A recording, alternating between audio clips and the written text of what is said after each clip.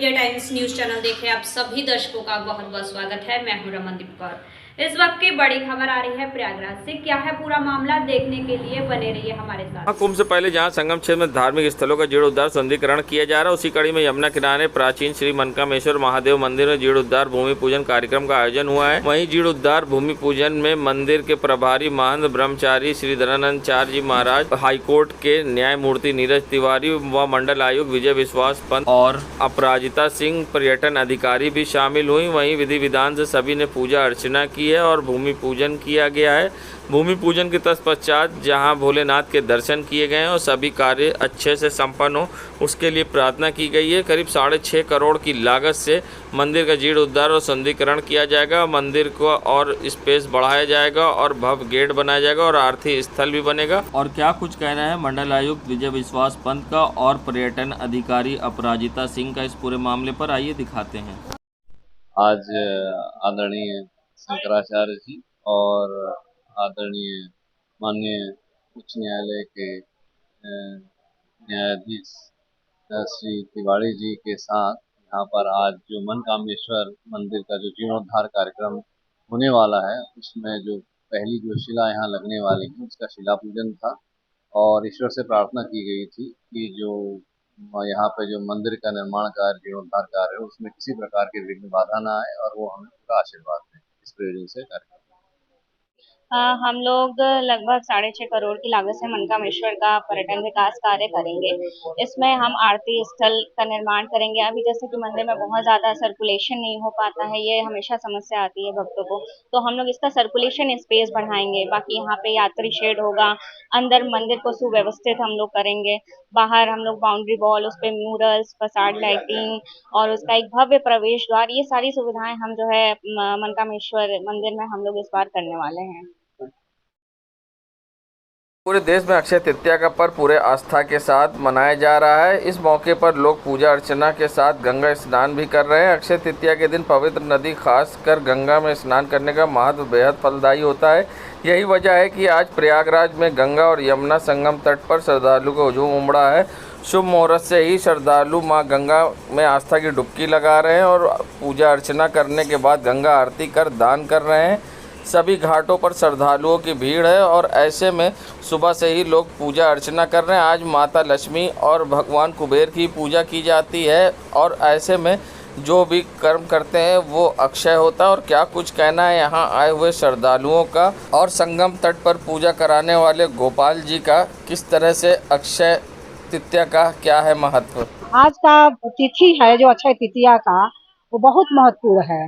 जैसे बैसाख मास में एक अक्षय तृतीया होता है, कार्तिक में अक्षय नवमी होता है।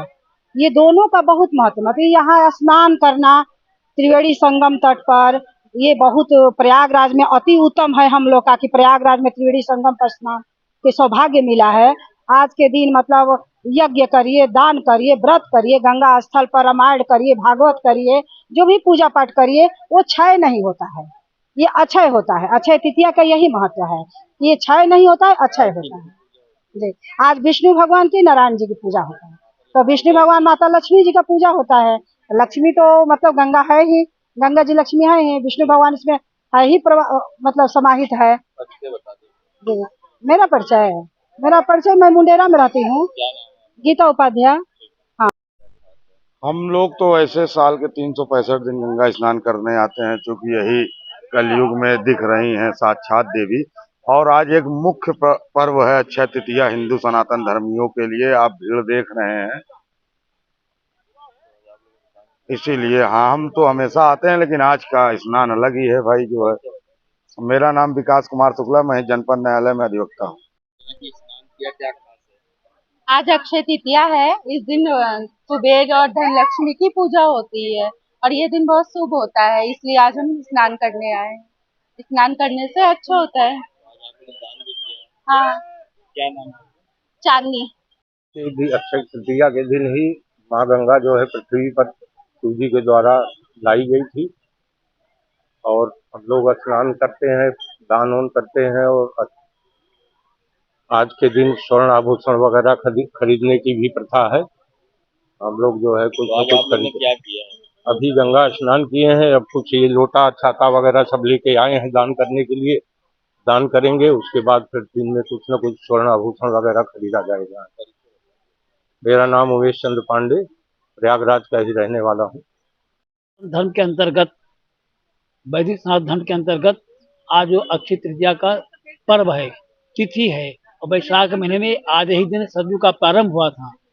और आज प्रयागराज में जो लोग यहाँ आए हैं, आप जो भीड़ देख रहे हैं, ये सब भगवान परशुराम की जयंती और शिवाजी की जयंती और प्रयागराज में इस दिन विशेष पूजन पाठ का फल है। और आज जो भी किया जाए, धर्म का काम और चाहे पाप का काम, सब अक्षय होता है। इसलिए व्यक्ति को चाहिए जानबूझ करके हम अच्छे काम करें, बुरे काम करें, ताकि हमारा भविष्य उज्जवल हो। बीजेपी के 12 विधायक का जहां जनता ने किया घेराव। नगर पंचायत शंकरगढ़ में बैठक के दौरान चेयरमैन के खिलाफ लगे मुर्दाबाद के नारे। नगर की समस्याओं को लेकर व्यापारियों ने नगर पंचायत कार्यालय में की थी बैठक। नगर पंचायत शंकरगढ़ में इस समय पानी की विकराल समस्या से लोग नाराज, बूंद बूंद पानी को तरस रहे। नगर पंचायत शंकरगढ़ के नगरवासी 12 विधायक वाचस्पति की मौजूदगी में व्यापारियों ने नगर पंचायत अध्यक्ष के खिलाफ लगाए मुर्दाबाद के नारे। नगर की जिस जनता ने बनाया चेयरमैन, उसी जनता ने चेयरमैन को चोर और मुर्दाबाद के लगाए नारे। जनता ने जमकर काटा बवाल, देखें ये वीडियो।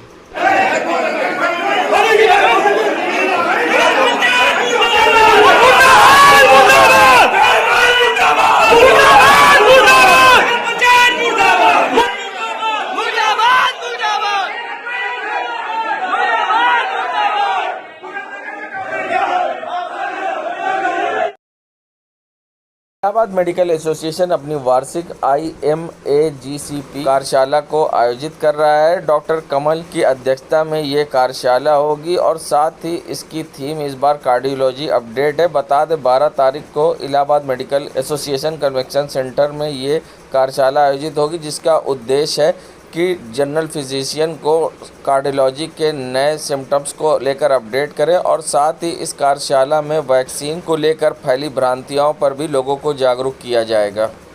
एक वार्षिक कॉन्फ्रेंस होती है IMACGP के नाम से। इसमें एक किसी भी विशेषज्ञ विधा के जो वरिष्ठ चिकित्सक हैं वो आकर के और जो सामान्य प्रैक्टिशनर हैं, जनरल प्रैक्टिशनर्स, उनको उस विषय की जानकारी देते हैं, ताकि कोई जनरल प्रैक्टिशनर भी, जैसे अगर हृदय का मरीज उसके पास आ रहा है, तो ये पहचान सके कि इसको हृदय संबंधित कोई बीमारी है और समय रहते उसको सही जगह पे भेज सके। या अगर उसको लग जाता है अंदाज कि हृदय का रोगी है ये, तो जो फर्स्ट ट्रीटमेंट है, प्राइमरी ट्रीटमेंट, वो उसको दिया जा सके। इसमें पूरे देश से अच्छे अच्छे अपनी अपनी विधा में, हार्ट भी कई हिस्सों में बटा हुआ है, तो हर स्पेशलिटी के, हार्ट की अलग अलग स्पेशलिटी के चिकित्सक BL कपूर हॉस्पिटल, मैक्स से, मेदांता से सब आ रहे हैं। और वो यहाँ जो जनरल प्रैक्टिशनर्स हैं उनको तो अभी एडवांसेस हो रहे हैं या जो कॉमन चीज़ें हैं जो पता होनी चाहिए उसके विषय में जानकारी देंगे। थी doctor Atul Goyal, director general health services of India. Vaccine एक अलग विषय है, लेकिन हाँ, वैक्सीन के विषय में भी हम ये बताना चाहेंगे कि कोई बहुत घबराने वाली या बहुत डरावनी स्थिति नहीं है। हर वैक्सीन के या हर दवा के जैसे साइड इफ़ेक्ट्स होते हैं वैसे ही इसके भी हैं। और अभी भी जो एक ये कोर्ट में सबमिशन हुआ है उस कंपनी की तरफ से, और जिस स्टडी के आधार पर उन्होंने किया है उसको अभी पब्लिक किया नहीं है, लेकिन जो भी डेटा है उससे कोई बहुत अलार्मिंग चीज़ ऐसी नहीं है कि कोई बहुत ज़्यादा संख्या में कॉम्प्लिकेशंस हो रहे हैं, इसलिए कोई बहुत चिंता का विषय नहीं। आज पूरे देश भर में अक्षय तृतीया का पर्व पूरे आस्था और श्रद्धा के साथ मनाया जा रहा है। इस मौके पर लोग पूजा अर्चना के साथ गंगा स्नान भी कर रहे हैं। अक्षय तृतीया के दिन पवित्र नदी खासकर गंगा में स्नान का बेहद काफ़ी फलदायी महत्व होता है और लोग सुबह से ही गंगा में पहुंचकर आस्था की डुबकी लगा रहे हैं। मगर अक्षय तृतीया पर इस बार खास सहयोग बन रहे हैं। कई सालों के बाद इस बार खास सहयोग बना है। किस तरह से खरीदारी करना, किस तरीके से पूजा अर्चना करना है और किन राशियों को अक्षय तृतीया पर मिल रहा है खास लाभ, क्या कुछ कहना है पंडित शिप्रा सदेव का, आइए दिखाते हैं। ओम गणपति नमः।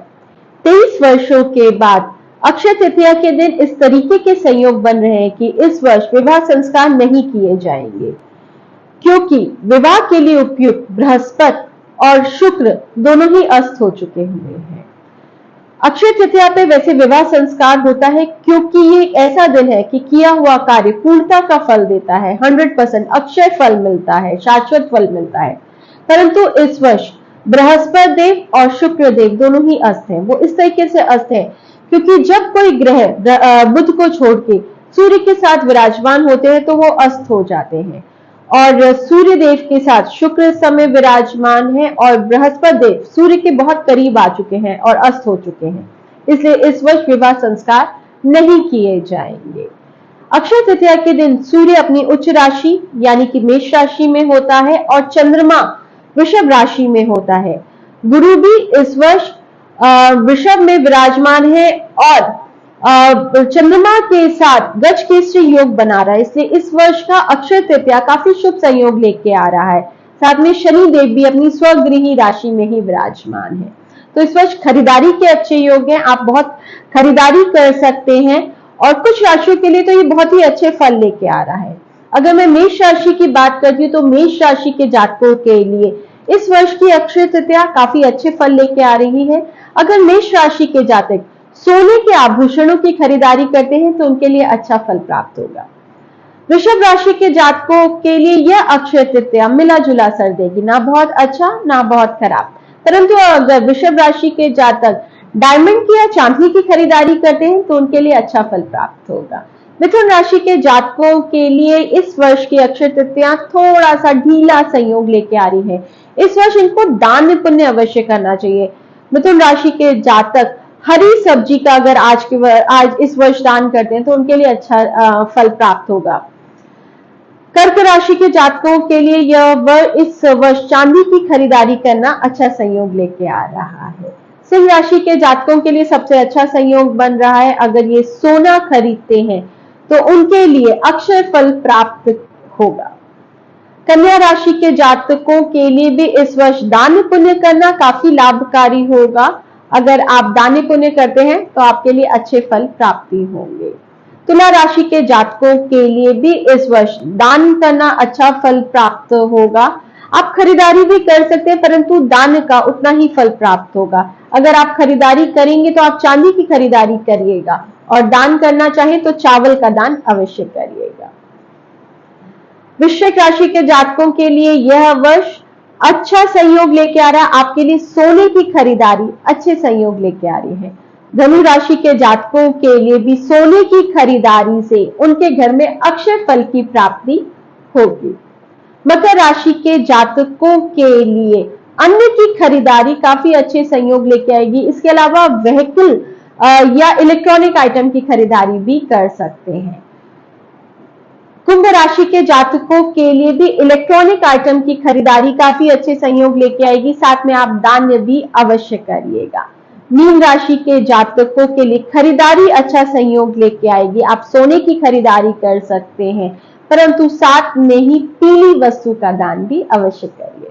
आशा करती हूँ आप सबके लिए अक्षय तृतीया शुभ में रहे। नमस्कार, मैं पंडित शिप्रा सचदेव।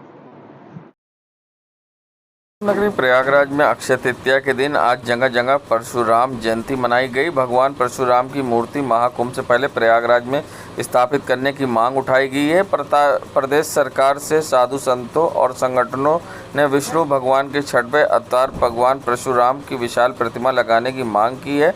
परशुराम जयंती पर प्रयागराज में ब्राह्मण संगठन अनेक कार्यक्रम किया, जिसमें शोभा यात्रा विचार गोष्ठी आयोजित की गई। शोभा यात्रा सिविल लाइन से उठकर भारद्वाज आश्रम तक पहुंची, जहां पर भारद्वाज जी की आरती भी की गई। हमारे पूज्य चरण सनातन धर्म के अवतारिक पुरुष भगवान के 6वें अवतार भगवान परशुराम जी की जयंती है और तीर्थराज प्रयाग में सनातन एकता मिशन की तरफ से सारे विद्वान यहाँ उपस्थित हैं। एक बात, दूसरी बात यह है कि अत्याचारियों को समाप्त करने के लिए, सदाचार सनातन धर्म की रीढ़ को मजबूत करने के लिए उनका 6वां अवतार हुआ था। आज उन्हीं के हम पद के चरणों में, उनके प्रचिन्हों पर चलने के लिए, एक संदेश देने के लिए यहाँ सभी विद्वत समाज एकत्रित हुए हैं। उनका पूज्य चरण हम लोगों के लिए सर्व पूज्य है, मान्य है। वे हमारे इष्ट हैं उन्हीं को स्मरण करते हुए आज का दिन ही है उनकी जयंती मनाई जाती है।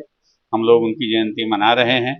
तीर्थराज प्रयाग में सनातन एकता के तरफ से उनका एक संकल्प भी है कि यहाँ तीर्थराज प्रयाग में जैसे और हमारे महापुरुषों का चित्र है, भरद्वाज जी महाराज का है, तो एक चित्र परशुराम जी महाराज का भी तीर्थराज प्रयाग में होना चाहिए। ये हम लोगों की हृदय से सनातन धर्मियों से मांग है। ऐसा करेंगे मैं समझता हूँ कि शायद बहुत अक्षय तृतीया है और अक्षय तृतीया के दिन भगवान परशुराम का जन्मोत्सव होता है। तो भगवान परशुराम चिरंजीवी हैं और इसलिए उनका ये जन्मोत्सव सनातन एकता मिशन के तत्वावधान में समरसता दिवस के रूप में मनाया जा रहा है। भगवान परशुराम ने अगर इसको विचार किया जाए तो पहले वो ऐसे व्यक्ति थे जिन्होंने पृथ्वी पर संसदीय व्यवस्था लागू करने का कार्य किया था और उन्होंने ऐसे अत्याचारी राजा जो धरती पर भार हो रहे थे उनको युद्ध में मार करके और जो सदाचारी राजा सूर्यवंशी थे उनको सारे राज्य दिए थे और उनके कंट्रोल करने के लिए उन्होंने नियंता बनाए थे जो जनता के बीच के लोग थे। ऐसे महापुरुष भगवान परशुराम का जन्मोत्सव आज ही मनाया जा रहा है। धन्यवाद। मैं अशोक कुमार पाठक, राष्ट्रीय अध्यक्ष सनातन एकता मिशन। प्रयागराज में चुनाव करीब आते ही चुनावी माहौल तेज हो रहा है और लोग अलग अलग तरीके से पार्टी का प्रचार करते दिख रहे हैं। उसी क्रम में प्रचार प्रसार में मुस्लिम महिलाएं भी बढ़ चढ़ कर हिस्सा ले रही हैं। आज प्रयागराज में मुस्लिम महिलाओं ने बीजेपी के नाम की मेहंदी, योगी के नाम की मेहंदी लगवाई है, जिनमें उन्होंने अपने आप को पीएम मोदी का परिवार बताते हुए 400 पार का नारा लिखवाया। मुस्लिम महिलाओं का कहना है कि जितना इस सरकार में मोदी योगी सरकार ने हमारे लिए किया है उतना किसी ने नहीं किया। हम मुस्लिम महिलाएं मोदी जी के साथ हैं और यही दुआ है कि मोदी जी बीजेपी में फिर से जीते और मोदी जी प्रधानमंत्री बने। इसीलिए आज हम लोग मेहंदी लगवाई है और आज हम लोग बहुत उत्साहित हैं। ऐसे में मुस्लिम समाज की महिलाएं जहां मेहंदी लगवाते दिखाई दी हैं और खुशियां मना रही हैं, साथ ही पीएम मोदी को फिर से प्रधानमंत्री बनाने के लिए प्रार्थना करती नजर आई हैं। और क्या कुछ कहना था मुस्लिम महिलाओं का मेहंदी लगवाने को लेकर, आइए दिखाते हैं आपको क्या कुछ कहा है उन्होंने। आज हम लोगों ने मेहंदी से मोदी जी का नाम लिखाया है अपने हाथों पर और हम लोग ने लिखाया है कि मैं मोदी का परिवार हूँ और मोदी जी को फिर से दोबारा लाने की कोशिश है हम लोगों की। और हर मुसलमान जो ये चाहता है कि मोदी फिर तीसरी बार प्रधानमंत्री बने। क्या कुछ किया था उन्होंने, क्या किया है जो आप लोग इतना चाह रही हैं कि मोदी आए?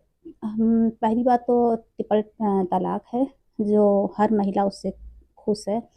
जो हर मुसलमान के घरों में बड़ी परेशानियां होती थी कि लड़कियों की शादी तो कर देते थे मगर ये दिक्कतें होती थी कि आज तो लड़की को बिहार कई साल के बाद तलाक हो जाए ये कोई गारंटी नहीं थी। तो ट्रिपल तलाक निकलने से हम लोगों को ये सुविधा है कि अब वो तलाक नहीं हो रहा है। परिचय दीजिए अपना। निगहत खान, जिला मंत्री। देश दुनिया की खबरों के लिए world media times news channel को सब्सक्राइब करें।